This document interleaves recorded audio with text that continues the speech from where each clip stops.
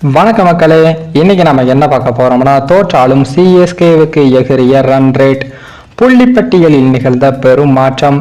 அதாவது சிஎஸ்கே அணிக்கு எதிரான ஹைதராபாத் அணி வென்றதன் மூலமாக புள்ளிப்பட்டியலில் நடந்துள்ள மாற்றங்களை தற்போது பார்க்கலாம்.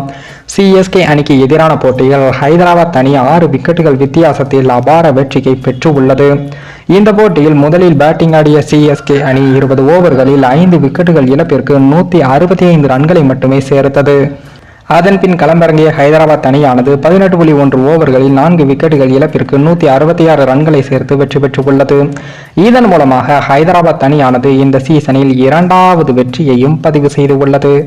4 போட்டிகளில் விளையாடியுள்ள நம்ம எஸ்ஆர்ஹெச் அணியானது 2 வெற்றி 2 தோல்வியுடன் 4 புள்ளிகள் பெற்று 5வது இடத்திற்கு முன்னேறியிருக்கு. இந்த போட்டிக்கு முன்பாக 7வது இடத்தில் இருந்த ஹைதராபாத் அணி சிஎஸ்கே அணியை வீழ்த்தியதன் மூலமாக 5வது இடத்திற்கு வந்திருக்கு. அது மட்டும் இல்லாமல் +0.204 என்ற ரன் ரேட்டில் இருந்து +0.409 என்ற ரன் ரேட் வரை முன்னேற்றம் கண்டு உள்ளது. அதே போல இந்த போட்டிக்கு முன்னதாக சிஎஸ்கே அணி 4 புள்ளிகளை பெற்று 3வது இடத்தில் இருந்தது.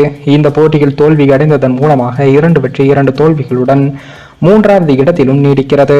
ஆனால் ரன் ரேட் ஆனது +0.976 என்ற ரன் ரேட்டில் இருந்து சிஎஸ்கே அணி தற்போது +0.517 என்ற ரன் ரேட்டிற்கும் சரிந்து உள்ளது.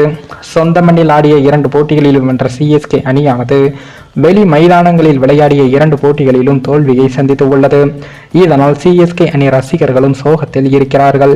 அதே போல ஹைதராபாத் அணியின் முன்னேற்றத்தால் பஞ்சாப் அணி புள்ளிப்பட்டியலில் 5வது இடத்திலிருந்து 6வது இடத்திற்கும் தள்ளப்பட்டு உள்ளது.